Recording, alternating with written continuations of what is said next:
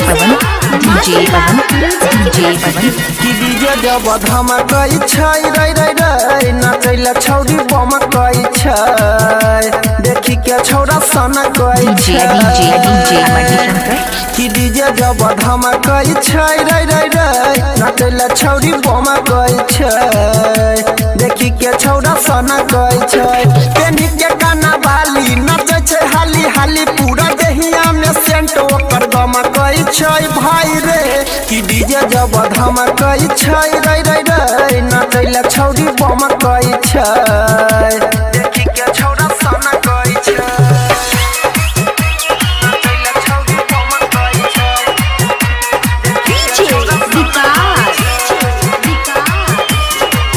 अगर आप भी चाहती हैं तो मनशंकर चैनल को सब्सक्राइब जरूर करें और साथ में बेल आइकन दबाना ना भूलें। अरे नाचै छै छौरी गजब के भैया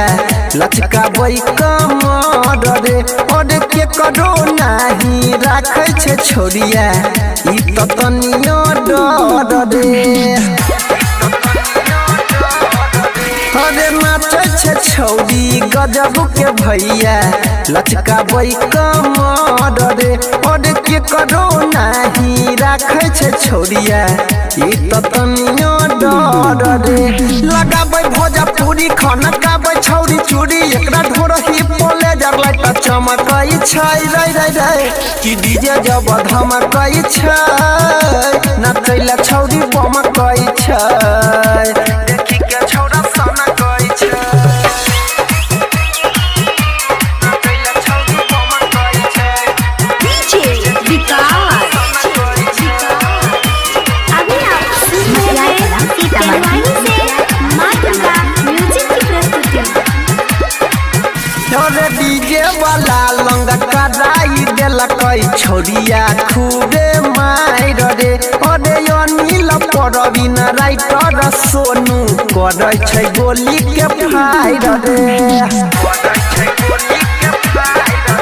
अरे डीजे वाला लंग कराई देलकई छौरिया खूबे मार रे अरे अनिल परवीन राइटर सोनू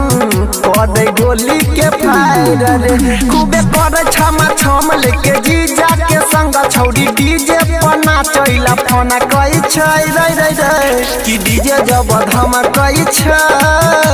नाचैला छौरी बमकई छै देखी के छौरा सनकई छै कि डीजे जब धमकई छै रे रे रे नाचैला छौरी बमकई छै